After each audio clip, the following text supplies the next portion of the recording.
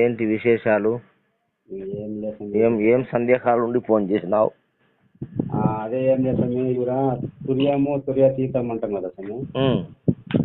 అది తుర్యం అంటే ఆత్మ, తుర్యాతీతం అంటే పరమాత్మ కదా స్వామి. ఆత్మ పరమాత్మలు కూడా ఆహా, మనం పెట్టుకున్న పేర్లే. ఆహా, ఆత్మ పరమాత్మ అని వేరు చేస్తానికి అనే అవకాశం లేదు. అవును స్వామి. దైవాన్ని ఉహు, రెండుగా మూడుగా చేసే అర్హత ఈ మనిషికి లేదు. అవును స్వామి. కాకపోతే ఈ మనిషి అర్థం చేసుకోవడం కోసము రకరకాలుగా చెప్పుకున్నారు. అవును స్వామి. ఆత్మ అన్నారు, పరమాత్మ అన్నారు, రకరకాల ఆత్మ, అష్టాత్మలని పేరు పెట్టారు, అవును స్వామి. అంతరాత్మ అన్నారు, అవును స్వామి. సాక్షాత్మ అన్నారు. అవును స్వామి. ఇలా ఎన్నో రకాల ఆత్మలు పేర్లు పెట్టుకున్నారు. పేర్లే కానీ పరమాత్మని దైవాన్ని డివైడ్ చేయలేము, రెండుగా చేయలేము. అవును స్వామి. ఈ తురీయము తురియాతీతము, జాగ్రత్త స్వప్న సుషుప్తి, తురీయము తురియాతీతం అనేటువంటి 5 అవస్థలు అవును స్వామి. ఈ మానవ దేహానికి ఉన్నాయి. అవునా కదా? అవును స్వామి. అంటే మనసు దేహము కలిస్తే మనిషి అయినాడు. మనసు దేహము కలిస్తేనే మనిషి. అవును స్వామి. అవునా కదా? అవునవును. మనసు దేహము కలిస్తే మనిషి అయినాడు కాబట్టి ఈ మనిషి ఆధ్యాత్మిక మార్గంలో తాను ఊహించి ఎన్నో చెప్పినాడు. అవును స్వామి. అవన్నీ నిజాలు కాదు, సత్యాలు కాదు. సిద్ధాంతాలన్నీ కూడా ఒక వ్యక్తి తనకు మదిలో అనిపించిన దాన్ని అది నిజమని సత్యమని నమ్మి దాన్ని ప్రకటితం చేస్తే ఆ కోవకు చెందిన వాళ్ళు, ఆ మనసు కలిగిన వాళ్ళందరూ కూడా దాన్ని అంగీకరించి 10 మంది ఆ మార్గంలో ప్రయాణం చేస్తే సిద్ధాంతమైంది. అంత మాత్రం నిజమని చెప్పడానికి అవకాశం లేదు. అన్ని ఊహాగానాలే. మనకు ప్రత్యక్ష ప్రమాణం కావాలా, లేకపోతే ఆగమ ప్రమాణం కావాలా? ప్రత్యక్ష ప్రమాణము, అనుమాన ప్రమాణము, ఆగమ ప్రమాణం అని 3 ఉన్నాయి. ప్రత్యక్ష ప్రమాణం అనేది నిజం, లేదా ఆగమ నిగమాదులు అంటే శాస్త్ర ప్రమాణం. అవి 2 తప్పితే అనుమాన ప్రమాణాలే. కాబట్టి అనుమాన ప్రమాణం అనేది సిద్ధాంతాలు, సాంప్రదాయాలు, మతాలు, కులాలు ఇవన్నీ అనుమాన ప్రమాణాలే. అద్వైతం కావచ్చు, అద్వైతం కావచ్చు, విశిష్ట అద్వైతం కావచ్చు, అచలము కావచ్చు, 4 సిద్ధాంతాలు కావచ్చు, మతాలు కావచ్చు, హిందూ, ముస్లిం, క్రైస్తవ, బౌద్ధమ, మరి జైన మతము, కపాలిక మతము, మరి ఇలా దండిగుండే మతాలన్నీ కూడా.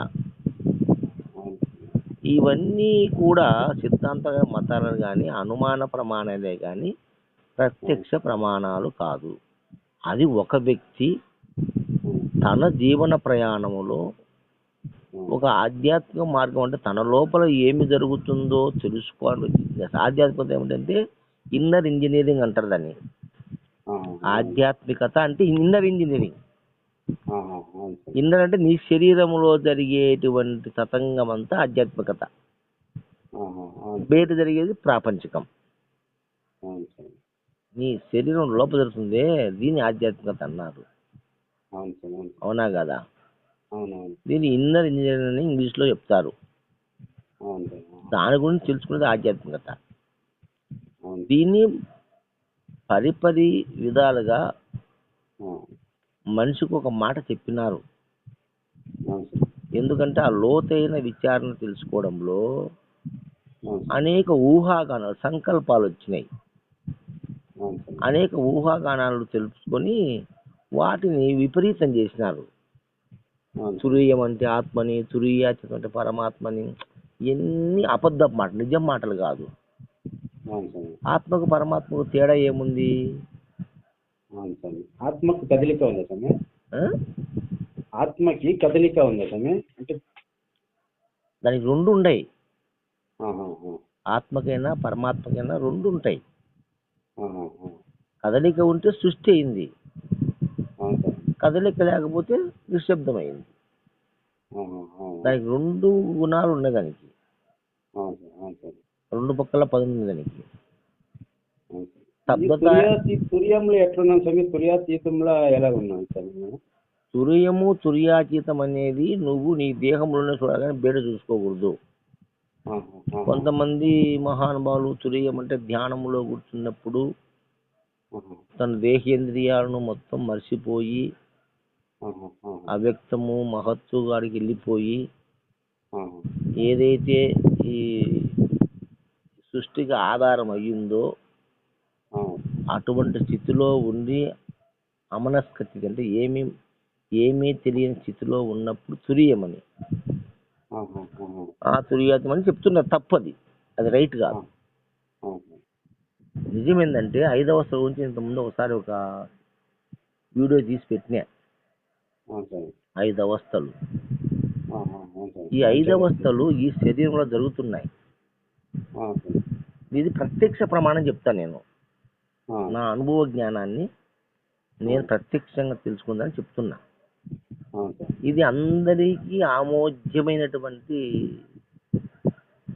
పద్ధతి. ఈ దేహము ఏమిటో తయారైంది? పంచభూతములతో ఈ దేహం తయారైంది. నిజమా? అయితే దీనికి 5 అవస్థలు ఉన్నాయి. జాగ్రత్త, స్వప్న, సుషుప్తి, తురియము, తురియాతీతం. ఈ 5 అవస్థలు 5 భూతములతో ఏర్పాటైంది ఈ దేహంలో. నువ్వు చేసేది కాదు ఇది. నువ్వు ప్రయత్నం చేసి ఏం చేసేది లేదు. నువ్వు ప్రయత్నం ఏమంటే బయట ప్రపంచంలో నీ ప్రయత్నం ఉంటుంది, కానీ ఇన్నర్లో నీ ప్రయత్నం లేదు. ఇన్నర్ ఇంజనీరింగ్ లో నీ ప్రయత్నం లేదు. అది విశ్వశక్తి నడిపిస్తుంది. ఇన్నర్ ఇంజనీరింగ్ అంటే శరీర నిర్మాణం కానించి జననము, మరణము, ఇంద్రియాలు అంటే నీలో అవయవాలు, ఇంద్రియ గుణములు, ఇవన్నీ కూడా ఇన్నర్ ఇంజనీరింగ్తో అవుతుంది. నువ్వేం చేయలేవు.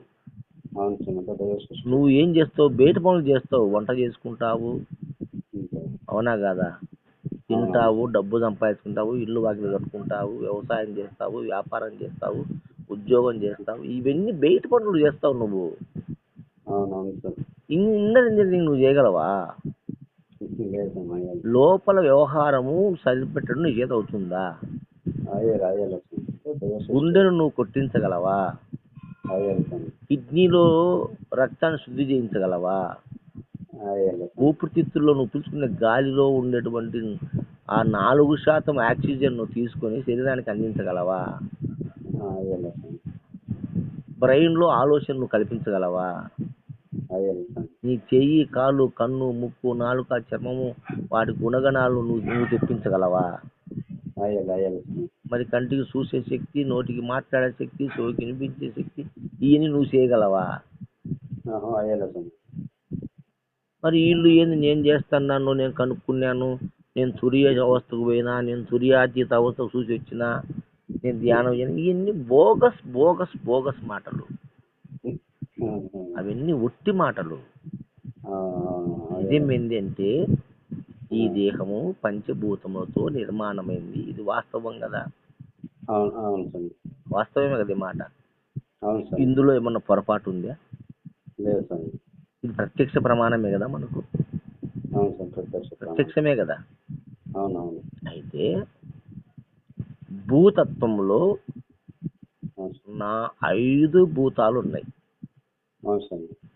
భూమిలో ఆకాశము, వాయువు, అగ్ని, జలము, పృథ్వీ 5 ఉన్నాయి. ఈ 5 ఉంది కాబట్టి 16 కళలతో ఈ శరీరము జాగ్రత్త అవస్థ నందు సమస్త విషయాదులను తెలుసుకుంటా ఉంది, చేస్తా ఉంది, ఇంటాంది, తింటాంది, కంటంది, అంటంది, పంటంది, అన్ని రకాలు ఉంది. అంటే 16 కళలు పరిపూర్ణంగా అనుభవించే ఒక స్థితి 25 ఇంద్రియాదులతో 25 ఇంద్రియాదులతో అద్భుతంగా 100% అవును సార్. ఉంది జాగ్రత్త అవస్థలో. అవును సార్. అవునా కదా? అవునవును. ఇప్పుడు నీకు 25 ఇంద్రియాలు పనిచేస్తున్నాయి కదా. చేస్తాను సార్. చేస్తా ఉండాయి. ఇది నిజం. అవును. దీని జాగ్రత్త అవస్థ అంటారు. అవును సార్. ఇది భూతత్వం. జాగ్రత్త అవస్థలో భూతత్వం. స్వప్నము లేకపోతానే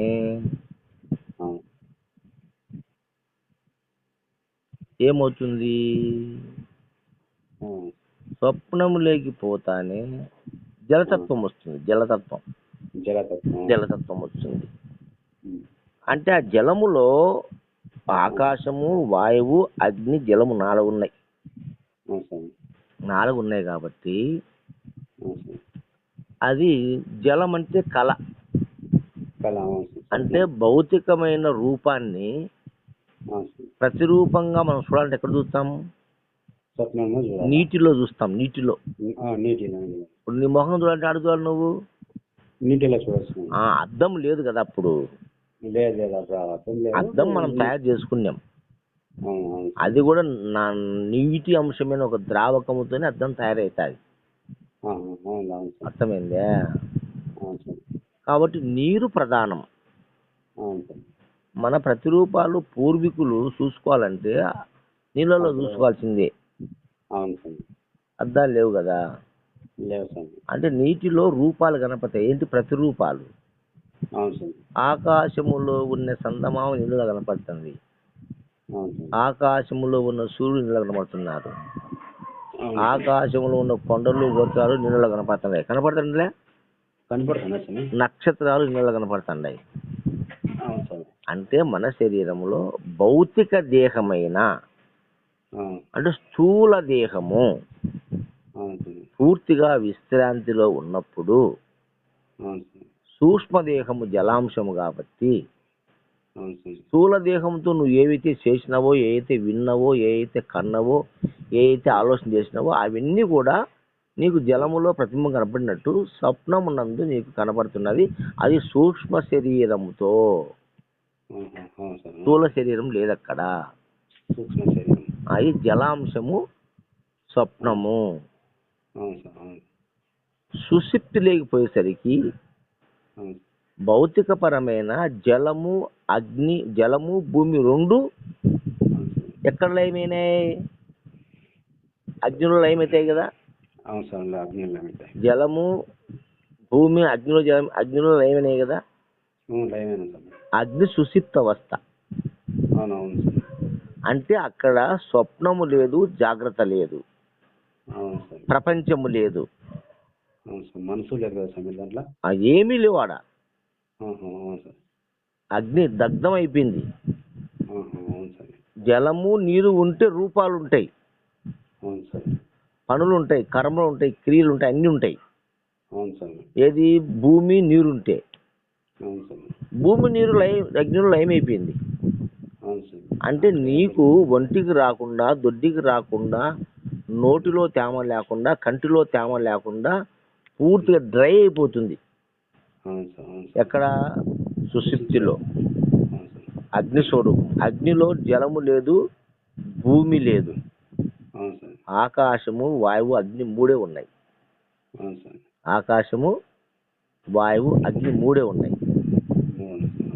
ఈ 3 ఎలా ఉన్నాయి? అగ్ని ఉంది అంటే నీ శరీరంలో వేడి ఉంది. వేడుంలే? తేమంతా హరించకపోయింది అంటే స్వప్నం పోయింది. తేమలో ఉంటే స్వప్నం ఉంటది. తేమ శరీరంలో కళ్ళల్లో, నోట్లో, ముక్కులో అంతలక్కల ఎప్పుడైతే తేమ హరించిపోతుందో అప్పుడు స్వప్నం ఎగిరిపోతుంది. అంటే పూర్తిగా శరీరం అగ్నితత్వంలో ఉంటది. అగ్ని ఉంటుంది, వాయువు ఉంటుంది, ఆకాశం, ఈ 3 ఉంటాయి. ఇంకా నీరు, భూమి లేదు కదా. అందుకు నీకు రూపాలు లేవు ఇక్కడ. నీకు రూపాలు లేవు అంటే ఏమేం పోయినాయి?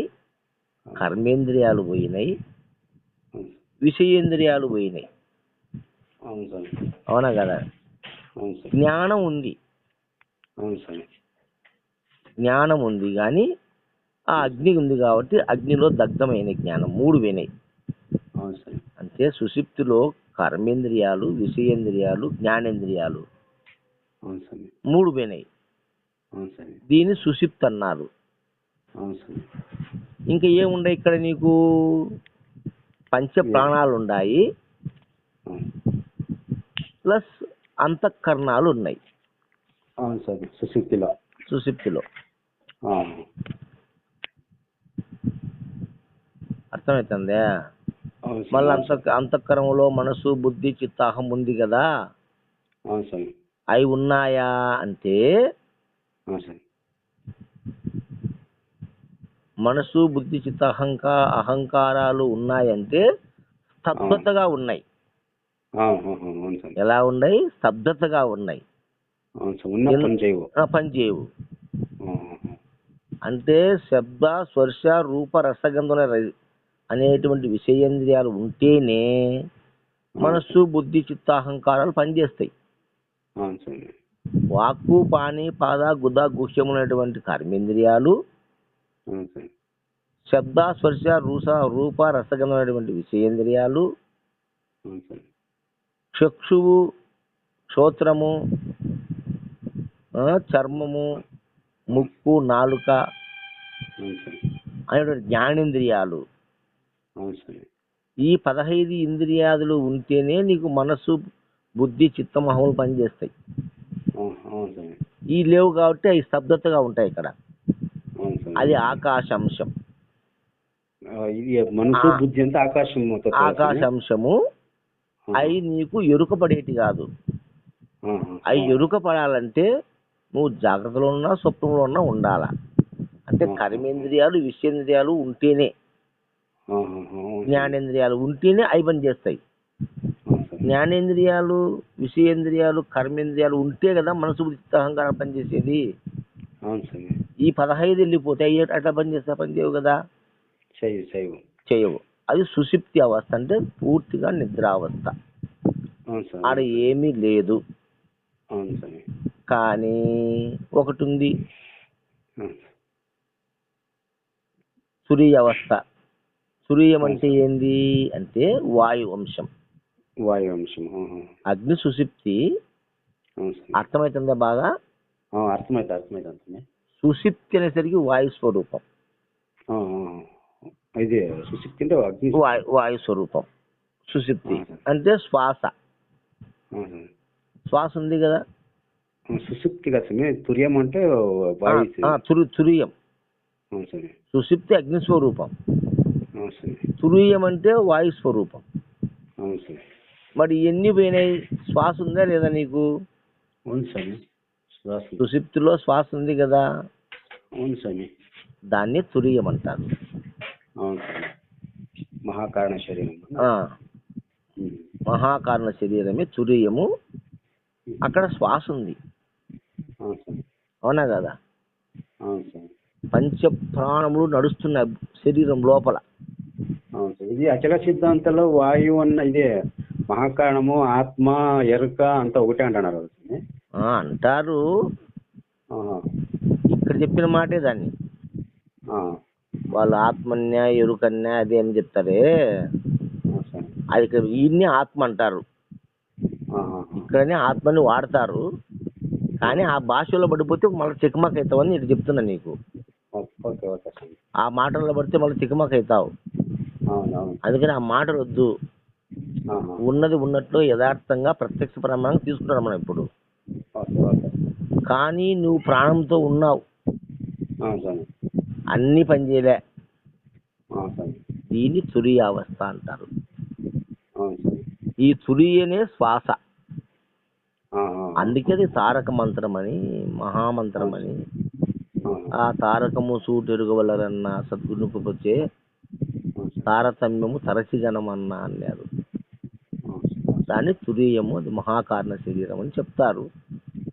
తురీయ అవస్థ అంటే శ్వాస. అంటే ఇవన్నీ పోయినా అది నడుస్తా ఉంది. అవునా కదా? స్థూల శరీరం పోయింది, సూక్ష్మ శరీరం పోయింది, కారణ శరీరం పోయింది. మహాకారణ శరీరమే శ్వాస శ్వాస. శ్వాస ఇది తురీయము. అవును స్వామి. నువ్వు తురీయం నిరంతరం అనుభవిస్తున్నావు కదా. అనుభవిస్తుంది స్వామి. తురీయం వచ్చేది కాదు, పోయేది, ఎప్పటికీ ఉండేది తురీయం. అంటే ఆత్మ వచ్చిపోయేది కాదు కదా, లేదు లేదు ఎప్పటికి ఉండేది కదా. అవును స్వామి. అవునా కదా. అవును స్వామి. మరి ఎప్పటికీ ఉండేది కాబట్టి అది నీ ఉన్నంత వరకు నీతో కూడా ఉండేది తురీయము. అర్థమైందా. శ్వాస శ్వాస అన్న ఆత్మ అన్న ఒకటేనా స్వామి? అన్నీ ఒకటే. ఆ శ్వాసనే తురీయమన్నారు, దాన్ని ఎరుకన్నారు. దానికి కృష్ణ ప్రభువు చెప్పినాడు, నిరుపాధిక మగు బయలున్న మరిలేకన కలిగినట్టి మారుతమునకు పర్యాయ నామములవు కలువరి అని ఎరుకైన కడు మాయయగుని అంటాడు. దానికే నాయన లక్ష్మిని, సరస్వతిని, రాజరాజేశ్వరిని, ఆత్మని, పరమాత్మని, బ్రహ్మమని, పరబ్రహ్మమని అనేక పేర్లు దానికే పెట్టినారు, ఆ ఎరుకకే పెట్టినారని చెప్తాడు ఆయన. అంతేకాకుండా చెలించనిది ఆకాశము చలనంబే వాయువునతో సాటింపదగును. చలనమే విశ్వము తానన్న, చలనమే తను వెరుకలనిన జగమనిన సుత అంటాడు. చలనం అంటే వాయువే కదా. మరి చెలించనిది ఆకాశము, ఆకాశం చెలించదు. చలనంబే వాయువునతో సాటింపదగును, ఆ చలనమే వాయువని సాడు. చలనమే నీవన్నా నేనన్నా, నువ్వన్నా నేను నాలుగో దేహమన్నా జగమనినా. చలనమే నీవన నేనన్నా జగమనిన తను వెరుకలేనా జగమనిన సుత అంటాడు. తనువన్నా ఎరుకన్నా, దేహన్నా దేహమన్నా అదే అంటాడు. అది తురీయము. అట్టి తురీయ చిత్రం నువ్వు ఎప్పుడైతే తెలుసుకుంటావో నీవు మహాకాణ శరీరము పొందిన వాడి అవుతావు. అది మూలము. అవునా కాదా. అది పోతే ఎన్ని పోతాయి కదా. కాబట్టి అదే తురీయ స్థితి. ఇక తురియాతీతం అంటే వాయువు కూడా లయమైపోతుంది. ఆకాశము దాన్నే ఏమంటారు, పరమాత్మ అంటారు. తురియాతీతము, కైవల్య దేహము, అది సదాశివ స్వరూపము. ఇది ఈశ్వర స్వరూపం. తురీయము ఈశ్వర స్వరూపం. తురియాతీతము సదాశివం ఎప్పటికి ఉంటుంది. అది ఇది వచ్చిపోతే అది ఎప్పటికి ఉంటుంది. ఈ గాలి, ఈ శ్వాస, ఈ ప్రాణశక్తి వచ్చిపోతుంది. అది రాదు పోదు, ఎప్పటికి ఉండేది. దాన్నే కైవల్య దేహం అన్నారు. దేహాలలో అవస్థలలో తురియాతీతం అన్నారు. అక్కడ ఏం లేవు. అది కూడా ఎప్పటికి ఉంది కదా. ఈ శరీరము నఖశిఖ పర్యంతం ఉంది. ఏది ఆ కైవల్యము.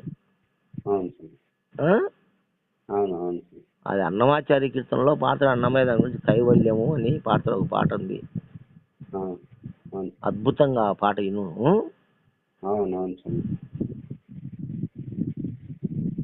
ఆ విధంగా ఈ పంచభూతాల స్వరూపమే ఈ దేహం కాబట్టి ఈ పంచ అవస్థలు పంచభూతాలతోనే అయినాయి తప్ప నువ్వు సాధన చేసి తెలుసుకునేటి కాదయి.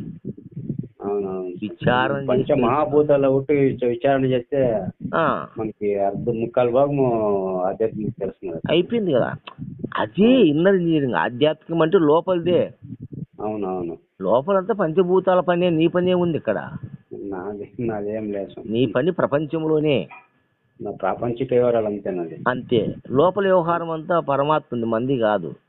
అవును స్వామి. నీ కిడ్నీ బాగా పనిచేయాలనే, పని చేయకపోవాలనే, గుండె కుట్టుకోవాలనే, కుట్టుకోవద్దనే అంతా ఈ లోపల ఇంజనీరింగ్ ఆయన ఉన్నాడు మహానుభావుడు. ఆ ప్రకృతి శక్తి ఉంది, ఆ పరమాత్మ స్వరూపం ఉంది, అది చూసుకుంటుంది. నువ్వు బయటి వ్యవహారం చూసుకో. అంటే నోరు ఇచ్చినాడని అడ్డమైన మాటలు మాట్లాడగాకు, కళ్ళు ఇచ్చాడని రకరకాల చూపులు చూడగాకు. అర్థమవుతుందే. అవును చేతులు ఇచ్చినటువంటి నానా దరిద్ర పనులు చేయగాకు. అవును స్వామి. ఇట్లా ఈ 24 ఇంద్రియాలను నువ్వు మంచి మార్గంలో నడిపించుకో. అది నీ చేతిలో ఉంది. అవును స్వామి. అవును స్వామి. నీ చేతిలో ఉందా లేదా? అందుకే నీ జీవితం నీ చేతిలో ఉంది అన్నాడు. అవును అవును నీ స్వామి. జీవితం ఎవరి చేతిలో ఉంది? నీ చేతిలో నాకే ఉంది. అనేటువంటి నీ సాధనలన్నీ కూడా అవును ఈ ఇంద్రియాలతో చేయాల్సిందే నువ్వు. అవును స్వామి. కానీ ఇన్నర్ ఇంజనీరింగ్ నీ చేత కాదు. అవును అవును దాన్ని ఏమీ నువ్వు మార్చలేవు. అవును స్వామి. దాన్ని మార్చాలని తపస్సు చేసి ధ్యానాలు చేసినా నిష్ప్రయోజనము, కాలం వ్యర్థమవుతుంది.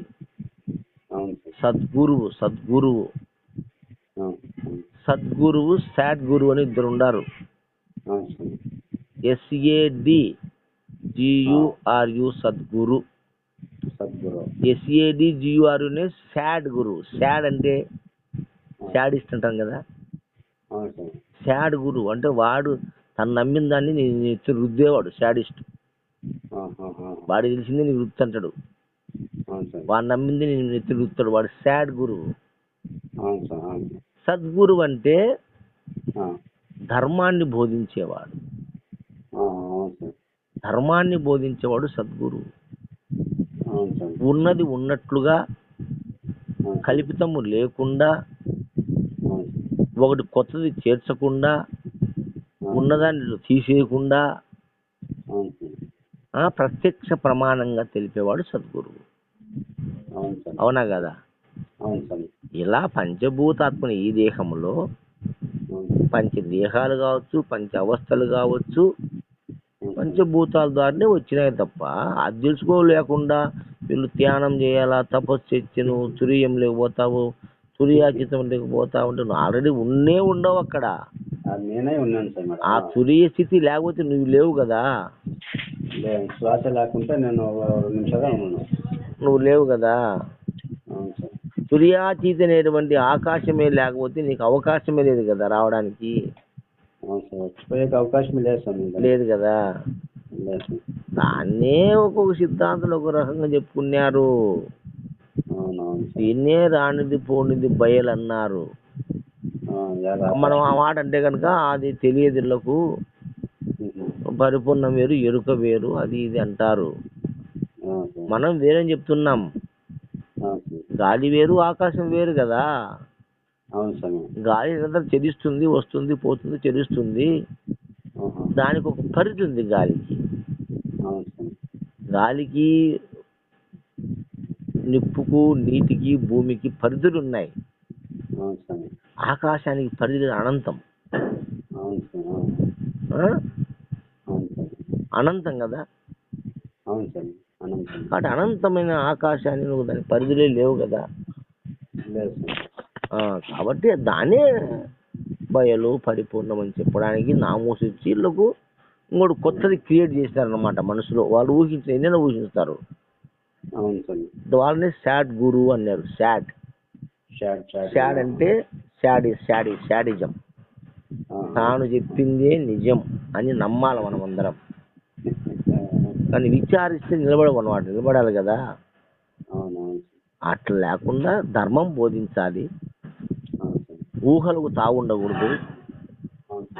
అనుమానాలు, ఊహలు, కల్పితాలు మీరందరూ ఊహించి చెప్తే దాన్ని మనం నమ్మాలనా? కాదు కదా. నీకు మనసు, బుద్ధి, చిత్త, అహంకారములు 25 ఇంద్రియాలు నీ దేహానికి ఉన్నాయి. అటువంటి ఇంద్రియాలతో నువ్వు తెలుసుకోవాలి కదా. ఏమంటే అది ఇంద్రియాతీతం అంటారు దాన్ని. అంటే ఇంద్రియాలకు తెలుసుకోలేవు అన్నారు. ఇంద్రియాతీతం అంటే ఇంద్రియాలు తెలుసుకోలేమని కాదు అర్థము. అంటే ఇంద్రియాలకు అతీతంగా ఉంది అని చెప్పడం దాన్ని. అవునా కాదా? కాబట్టి అన్నిటికీ అవకాశం ఇచ్చింది అది ఉంది ఒకటి. అదే దైవము. దాన్నే రకరకాలుగా అందరు చెప్తా ఉంటారు. అది విషయం అర్థమైంది కదా. అవును సార్. ఇది పరమాత్మకు ప్రతిబింబమే కదా సార్ మీ ఆత్మ అంటే. ప్రతిబింబము కాదు, అదే ఇది ఇది అది. ఇంకా ఒక్క దాంట్లో నుంచి అన్ని వచ్చినాయి. ఇప్పుడు ఇత్తనంలో నుంచి 2 ఆకులు వచ్చినాయి ఫస్ట్ బయటికి. అవును స్వామి. మళ్ళీ కొమ్మలు వచ్చినాయి, రెమ్మలు వచ్చినాయి. అవును స్వామి. మళ్ళీ ఇంతుండే అంత పెద్ద పొడుగు అయిపోయింది. అవును స్వామి. తర్వాత పూత వచ్చింది, పిండి వచ్చింది, పండు వచ్చింది. అవును స్వామి. అప్పుడు పండు వేరు, చెట్టు వేరా? లేదు స్వామి. వేరు కానీ కనపడవచ్చు, అన్ని అందులోంచి వచ్చినట్టే కదా. అవును స్వామి. అవును స్వామి. అదే ఇది, ఇది అదే కదా. అవును స్వామి. అది ఎట్టది పండు పండే, కాయ కాయే, ఆకు ఆకి, చెట్టు చెట్టే అని నువ్వు తీసుకుంటే తీసుకోదు, నీ ఇష్టం. అవును. అవును స్వామి. అని మూలంలోకి విచారం చేస్తే అదే ఇది, ఇది అది. అవును ఇచ్చే స్వామి. చెట్టు అయింది, చెట్టే విత్తు అయింది. అవును స్వామి. విత్తే చెట్టు అయింది, చెట్టే విత్తు అయింది. అవును స్వామి. వేరెట్టవుతా ఇది? వేరే వేరే ఛాన్స్ లేదు. ఛాన్స్ లేదు కదా. అవును స్వామి. మరి ఆత్మ వేరు, పరమాత్మ వేరు అని ఎట్లా అంటాం మనం చెప్పు? అవును స్వామి. అవును స్వామి. అవును స్వామి. కాబట్టి మనం తీసుకునే విధానంలో ఉంది బ్రహ్మ విద్య అంతా కూడా. ఇది ఇన్నర్ ఇంజనీరింగ్. ఆ ఇన్నర్ ఇంజనీరింగ్ మనం తెలుసుకోవాలి. అవును స్వామి. అది విషయం. నెక్స్ట్ ఇంకేం డౌట్? ఈ దేహమే దేవాలయంలో అందులో ఉండే జీవుడే దేవుడు అంటున్నారు కదా స్వామి. అవును. అదే జీవుడు అంటే ఇదే మన శ్వాసనేనా స్వామి జీవుడు అంటే? అంటే అంతే కదా. శ్వాస లేకపోతే జీవుడు లేడు కదా. లేదు లేదు స్వామి. శ్వాస ఉంటేనే జీవుడు ఉన్నాడు. అవును సార్. జీవుడు అంటే జీవుడు శ్వాస రెండు ఒకటేనే ఎట్లా స్వామి ఇది? జీవుడు శ్వాస ఒకటని కాదు. ఆత్మ. ఇప్పుడు మనిషి చచ్చిపోతే ఏమంటాం మనం? జీవుడు పోయాడు అంటాం కదా. మనిషి చచ్చిపోతే జీవుడు పోయాడు అంటాం, జీవుడు పోయినాడు అంటున్నాం. అంటే ఏం పోయింది అంటే గుర్తించేది పోయింది. అంటే శ్వాసే కదా పోయేది.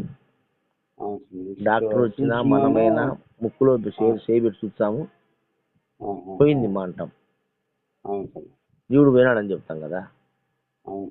కాబట్టి శ్వాసనే జీవుడు, ఆ జీవుడే దేవుడు అని చెప్పారు మళ్ళా. జీవో దేవో సనాతన. ఆ జీవుడు దేవుడు, దేవుడే జీవుడు సనాతనంగా ఇద్దరు ఉన్నారు. రెండు ఒకటే అని, వేరు కాదు. వేరుగా మనం అనుకుంటున్నాం. జీవుడు దేవుడు రెండు ఒకటే, ఒకటే, వేరేటది.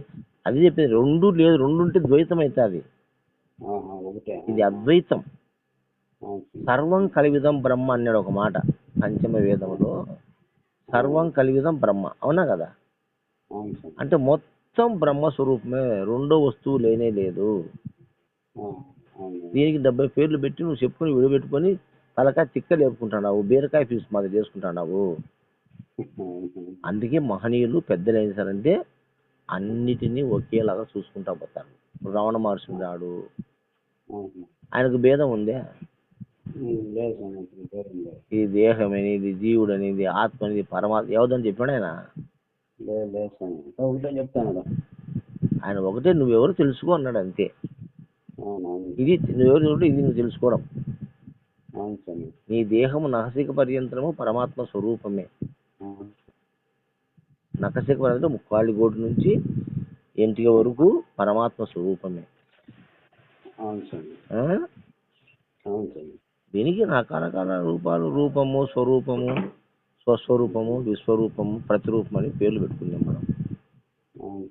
అది కూడా చెప్పిన. రూపం, స్వరూపం, స్వస్వరూపం, విశ్వరూపం, ప్రతిరూపం అని 5 రూపాలకు కూడా ఒక వీడియో ఉంది మనది, మన యూట్యూబ్ ఛానల్లో. వింటే అది 1 గంట ఉంటుంది, వింటే అర్థమవుతుంది నీట్గా. రూపము, స్వరూపము, స్వస్వరూపం, విశ్వరూపం, ప్రతిరూపం.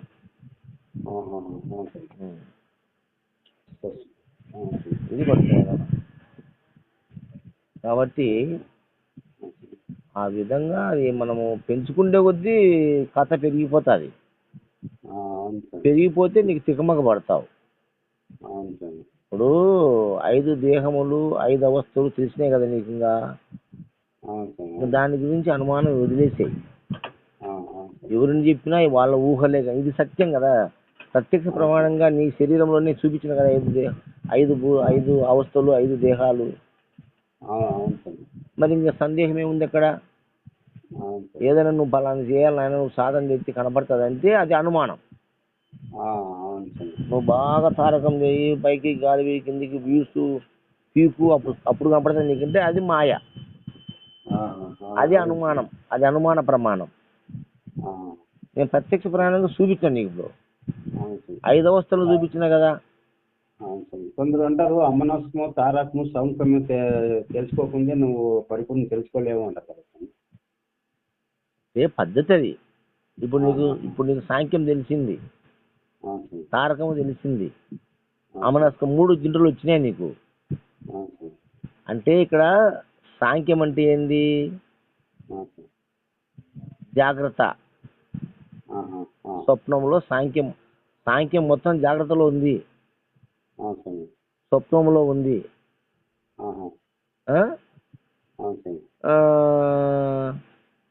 తారకము నీకు తురీయములో తారకం.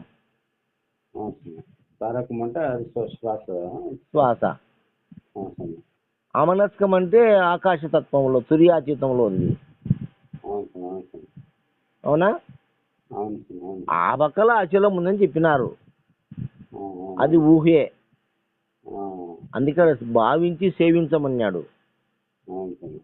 పుట్టుట గిట్టుట లేకను పుట్టే గిట్టేటి ఎరుక పోడు మెరుగకను తట్టువల్లే కదలకుండాను బట్ట పెడితే భావింపదగును ఎరుక లేక సేవింపదగును అన్నాడు. అంటే దాన్ని భావించి సేవించమన్నాడు అంతే. భావనే కదా, భావన అని చెప్పినాడు కదా, ఆయన భావన అని చెప్పినాడు.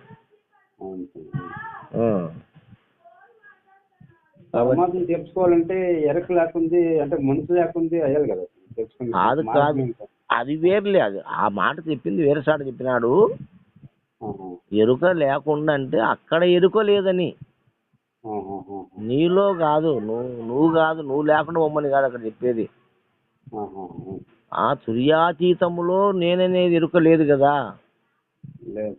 అక్కడ లేదు ఎరుకని తెలుసుకో అంటాడు. అక్కడ ఎరుక లేదు కదా, తుర్యాతీతంలో ఎరుగాడుంది. నీకు తురియం వరకు ఎరుకుంది, తుర్యాతీతం ఎరుక లేదు కదా. ఇప్పుడు ఆకాశములో ఏ కదలిక లేదు కదా, చెలించనిది ఆకాశం. చలనం లేదంటే ఎరుక లేనట్టు కదా. అది ఎరుక లేక సేవించంటే అక్కడ ఎరుక లేదని సేవించు, అక్కడ ఎరుక లేదని తెలుసుకొని సేవించమని నిన్ను. నువ్వు లేకుండా, నీలో ఎరుక లేకుండా పోవాలని కాదు. నువ్వు ఎరుకంటే నువ్వే కదా, నువ్వు లేకుండా పోతే కాబక్క దాన్ని సేవించేది ఎవరు? కాబట్టి ఎరుక లేక సేవించాలంటే అక్కడ ఎరుక లేదని భావించి దాన్ని సేవించు, తెలుసుకో. ఆడ ఎరుక లేదని తెలుసుకో. అవునా కదా? అక్కడ ఎరుక లేదని తెలుసుకోమన్నాడు. ఎరుక లేదని తెలుసుకుంటే ఎరుక లేక అంటే పుట్టుట గిట్టుట లేకను పుట్టే గిట్టేటి ఎరుక పోడి మెరుగకను తట్టువలే కదలకుండును బట్ట బయలు ఇట్టి ఎరిగి, బట్ట బయటని ఎరిగి అన్నాడు అక్కడ. భావించదగును, బట్ట బయటని ఎరిగి అన్నాడు. ఎరిగేది బట్ట బయలు ఇట్టిదని, బట్ట బయలు ఇట్టి తిరిగి భావింపదగును ఎరుక లేక సేవింపదగును. అంటే అక్కడ ఎరుక లేదని, ఇక్కడ కాదు. అందులో ఎరుక లేదని భావించి సేవించు. అవునా కదా? ఈడ ఎరుక లేకపోతే దాన్ని భావించేదేవుడు, సేవించేదేవుడు. కాబట్టి భావాలు చెప్పుకునేటప్పుడు కొంతమంది తెలియక అడ్డంగా చెప్పుకొని దాని గురించి వాదిస్తుంటారు. వాదోపవాదం కాదు కదా. బయలు సూచన అయితే ఎరుక వీడరా అని చెప్తారు కొందరు. బయలు సూచన అయితే ఎరుక వీడదా అంటే అందులో ఎరుక లేదని తెలుసుకో అని అర్థం. అందులో ఎరుక లేదని తెలియబడుతుంది కదా నీకు అని అర్థం. అది పునః ఎరుక లేకుండా మనమే ఉందన్నమాట. అదే కదా. ఆ చెప్పేని బుద్ధి లేదు, ఆ మాట చెప్పేనికి ఎరుక లేకుండా పోతుందంటే వానికి బుద్ధి లేదని. అంటే వాడు ఎవడు చెప్పిన మాటలో ఎందుకు చెప్తున్నాడు అంతే, జ్ఞానం లేదు. తెలుసుకోవాలన్నా ఎరుకే కదా, ఎరుక లేకుండా అంతే కదా. సమస్తానికి మూలం అదే కదా. ఎరక అది లేకపోతే శాస్త్రమే లేదు, సిద్ధాంతమే లేదు. మనమే లేము. తెలిసేవాడెవడు, చెప్పేవాడెవడు, వినేవాడెవడు, తెలుసుకునేవాడెవడు? ఏంది లేదు. అది లేకపోతే కాబట్టి నువ్వే. అందుకే వేదం, చతుర్వేద మహావాక్యాలలో అహం బ్రహ్మస్మి, అయమాత్మ బ్రహ్మ, ప్రజ్ఞానం బ్రహ్మ, తత్వమస్మి అని చెప్పింది. అహం బ్రహ్మస్మి అంటే, అహం అంటే నేను, నేను అంటే రూపం కదా. నేనంటే రూపం, రూపం నేను. ఆ రూపమే బ్రహ్మ అనింది. అహం అంటే రూపమే కదా. అహం బ్రహ్మస్మి అంటే ఈ రూపమే బ్రహ్మ అని చెప్పింది. అహం బ్రహ్మస్మి అంటే రూపము. అయమాత్మ బ్రహ్మ అనింది. అయమాత్మ అంటే ఆత్మకు రూపం లేదు. ఇక్కడ స్థూల దేహానికి రూపం ఉంది కాబట్టి దీన్ని బ్రహ్మం అనింది. అయమాత్మ బ్రహ్మ అంటే సూక్ష్మదేహం, రూపం లేదు దానికి. సూక్ష్మదేహము. అయమాత్మ బ్రహ్మ అంటే ఆత్మ అన్నప్పుడు అక్కడ సూక్ష్మం వచ్చింది, ఇక్కడ స్థూల రూపం వచ్చింది, శరీరము. అక్కడ ఆత్మ అని వచ్చింది. ఆత్మ, అయమాత్మ బ్రహ్మ. ఆత్మ అంటే ఏదైతే ఈ శరీరానికి అంటే స్థూల దేహానికి, స్థూల దేహాన్ని నడిపేది ఒక సూక్ష్మదేహం ఉంది కదా. స్థూల దేహాన్ని నడిపేది ఒక సూక్ష్మదేహం ఉంది కదా. దాన్ని అయమాత్మ బ్రహ్మ అన్నాడు. అంటే అది స్వరూపం, అది స్వరూపం. అయమాత్మ బ్రహ్మం అంటే ఇది రూపము. అహం బ్రహ్మస్మి.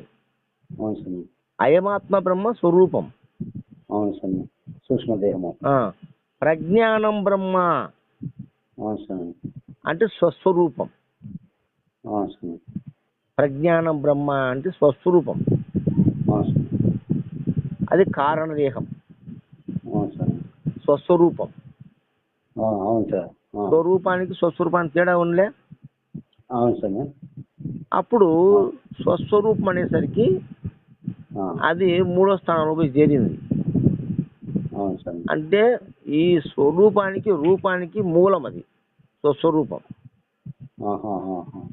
అర్థమైందే? రూపానికి స్వరూపానికి మూలం, మూలం స్వస్వరూపం.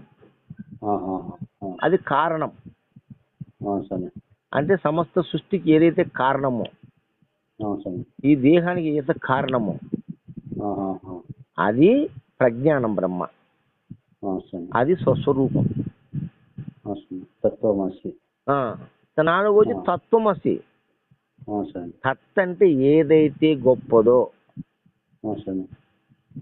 తొమ్ అంటే అసి అంటే అయి ఉన్నా, ఏదైతే గొప్పదో అది నేనై ఉన్నాను. ఇది మొత్తం విశ్వరూపం వచ్చేస్తుంది. విశ్వరూపం, స్వస్వరూపం పోయి విశ్వరూపమైంది. విశ్వరూపం అంటే ఏదైతే గొప్పదో అది నేనే ఉన్నా. అంటే అన్నిటికన్నా గొప్పది ఏది? విశ్వరూపం గొప్పది అన్నిటికన్నా. అందుకే కృష్ణ భగవానుడు అర్జునుడికి విశ్వరూపం చూపించినాడు. అవునా కదా? ఏ రూపం చూపించినాడు? విశ్వరూపం చూపించినాడు. అంటే ఇదే నా స్వరూపం అన్నాడు విశ్వరూపం చూపించి. అవునా కదా? అర్జున చూడు, ఇదే నా స్వరూపం అన్నాడు, ఇదే నా స్వస్వరూపం అన్నాడు. అంటే విశ్వరూపాన్ని చూపించి. అవునా కదా? కాబట్టి విశ్వరూపమే తత్వమసి. ఇంకా 5వది సర్వం బ్రహ్మం, సర్వం కలివిదం బ్రహ్మ. ఇది 5వది, పంచమ వేదం. సర్వం కలివిదం బ్రహ్మ. ఇంకా అడిగి ఏ డౌట్ లేదు. ఇంకా రూపము బ్రహ్మమే, స్వరూపము బ్రహ్మమే, స్వస్వరూపం బ్రహ్మమే, విశ్వరూపం బ్రహ్మమే. సర్వం కలివితం బ్రహ్మ, ప్రతిబింబం, ప్రతిరూపం. ఆ భగవంతుని ప్రతిరూపమే మనమంతా. సర్వం కలివిదం బ్రహ్మ. అయిపోయిందిలే, పరమార్థం మొత్తం అయిపోయింది కదా. ఎందుకు మళ్ళీ ఈ సంవత్సరాలు 12 సంవత్సరాలు గురు సేవ చేయాలా? ఇప్పుడు అంతా మొత్తం అర్థమైపోయింది కదా, చతుర్వేద మహావాక్యాలను విచారణ చేసుకుంటే అర్థమైపోయాయి కదా. అవును అవును స్వామి. ఇంత తప్ప ఏముంది ఇంకా బ్రహ్మజ్ఞానం తెలుసుకునేకి. అవును అవును స్వామి. కొంతమంది గురువులు వాళ్ళ కాళ్ళకు మొక్కించుకొని తిప్పుకోవాలనే ఉద్దేశంతో ఏదో ఒకటి పెట్టేది, అది నీకు తెలుసుకోవాలంటే 12 నుండి 20 ఏళ్ళు ఉండాలని వాయిదాలు వేసుకుంటూ వాళ్ళ కాలం గడుపుతున్నారు అంతే. పరిపూర్ణంగా తెలిస్తే వాళ్ళని చెప్తారు, తెలియదు కాబట్టి చెప్పలేకుండా వాళ్ళు అంతే. అవును సార్. తెలిస్తే ఇప్పుడు చెప్తాడు మనిషి, అవును సార్. తెలియదు కాబట్టి ఏదో మాయ మాటలు బూటక మాటలు చెప్పుకుంటూ తన జీవితం గడిచిపోతూ కాలక్షేపం చేస్తూ ఉంటారు. వాళ్ళని సాడ్ గురువులు అంటారు, సాడ్ గురువులు. సద్గురు కాదు, సాడ్ గురువులు. ఇది కొత్తగా నా మదిలో తలచి పెట్టే పేరు. సొల్లింగం అంతా ఒకటే, సద్గురు సాడ్ గురు. అది ఇంకా ఏం చెప్పు డౌట్? చెప్తే ఉంటుంది స్వామి, చెప్తే ఉంటాయి. ఆధ్యాత్మిక రయాలు చెప్పినా ఉంటాయి. మేజర్గా ఏమన్నా డౌట్ ఉంటే చెప్పు, ఒక మాటలో చెప్పేస్తా అంతే. అంటే దీంట్లో మొత్తం వచ్చేసింది పరమార్థం అంతా. డౌట్స్ అన్ని ఎగిరిపోతాయి ఇది ఇంతే. అవునా కదా? ఇంకా డౌట్ పుట్టదు. ఏదానికంటే ఏం డౌట్ పడుతుంది ఇంకా? అణువు నుంచి బ్రహ్మాండం వరకు చెప్పేసినాం కదా. ఇంకా ఇంకా ఏముంది అడగడానికి? బ్రహ్మ అంటే ఇంకేముంది చెప్పేది? దాన్ని నువ్వు మదిలో పెట్టుకొని అక్కడ నిలబడు. ఇంకా ఆశ మోహాలకు గురి కాకుండా ఆడిపోతే అది వస్తుంది, ఈడిపోతే ఇది వస్తుంది, ఆయన పెద్ద గురువు అది చెప్తాడు, ఈయన పెద్ద గురువు ఇవన్నీ భ్రమలు, భ్రాంతులు. ఎక్కడ పోయినా ఏమి ఇంతకన్నా గొప్ప జ్ఞానం నీకు ఎక్కడ లభించదు. అవునా కదా? అంటే యథార్థం చెప్తున్నా నేను. కల్పితాలు చేయలే, కల్పనలు చేసి నాకు మాయ మాట చెప్పి శిష్యుని బాధ పెట్టి నువ్వు సాధన బాగా చెయ్యాలని చెప్పి శ్రమలు పెట్టి ఇబ్బందులు పెట్టే బోధ నేను చెప్పను. ఎందుకంటే నాకు అవసరం లేదండి, నాకు అవసరం లేదు. ఎవరి కరుణ, ఎవరి కటాక్షం నాకు అక్కర్లేదు. నన్ను ఆశ్రయించి వచ్చిన శిష్యులకు నేను యథార్థ బోధి చెప్తా, ప్రత్యక్ష ప్రమాణమే చెప్తా. ఉపమాన ప్రమాణము, అనుమాన ప్రమాణం చెప్పను నేను. ఉపమాన ప్రమాణం లేదు, అనుమాన ప్రమాణం లేదు. ప్రత్యక్ష ప్రమాణం ఉంటుంది, ఆగమ ప్రమాణం ఉంటుంది. అంతే. అటువంటి బోధ అందించడమే నిజమైన గురుతత్వం.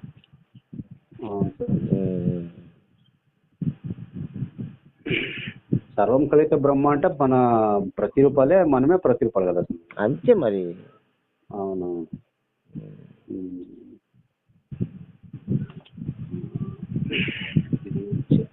బింబము బింబము ప్రతిబింబము.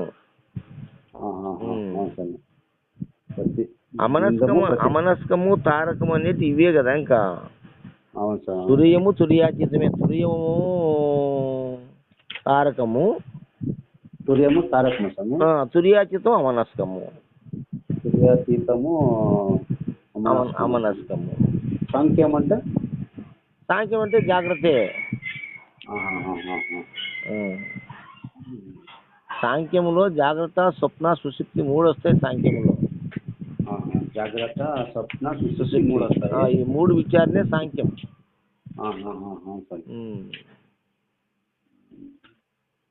తురియము తారకము, తుర్యాతీతం అమనస్కము.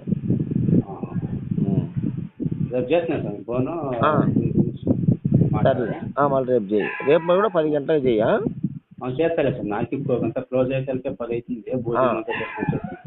సరే ఓకే. ఇంకా ఏమైనా డౌట్స్ ఉంటే రాసి పెట్టుకో. సరే ఉంటా మరి. జై సద్గురు.